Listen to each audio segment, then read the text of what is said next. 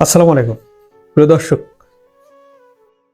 আজকে নবম পে স্কেলের জন্য পে কমিশন তার পূর্ণ মিটিংটা আজকে করেন। যে মিটিংটা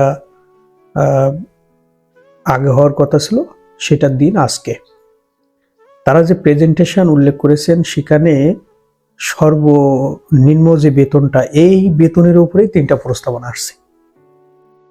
অর্থাৎ প্রথম প্রস্তাবনা সর্বনিম্ন বেতন হবে 21,000 টাকা, দ্বিতীয় প্রস্তাবনা সর্বনিম্ন বেতন হবে 17,000 টাকা, আর তৃতীয় প্রস্তাবনা সর্বনিম্ন বেতন হবে 16,000 টাকা।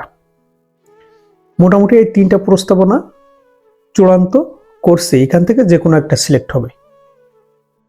এই সর্বনিম্ন বেতনের সাথে বাড়ি ভাড়া, চিকিৎসা ভাতা, অন্য যে সুযোগ সুবিধাগুলো আছে ওগুলোকে মিল রেখে দেওয়া হবে, এমন তথ্যই পাওয়া গেছে কমিশনের একজন সদস্যের কাছ থেকে। দেশ রূপান্তর এই তথ্যটা নিয়েছেন। তো আমরা এই তথ্যটা পাইছি, এখন ফিক্সড কোনটা হবে এটা এখনো জানা যায়নি। তবে কমিশনের ওই সদস্য বলছে খুব দ্রুত এই যে কোনো একটা ফিক্সড হয়ে যাবে। দেশ রূপান্তরকে এমন একটা তথ্য তারা দিয়েছেন। তো গ্রেড সম্পর্কে এখনো আমরা পারিনি। আমরা জানতে পারলে অবশ্যই আপনাদেরকে জানাবো।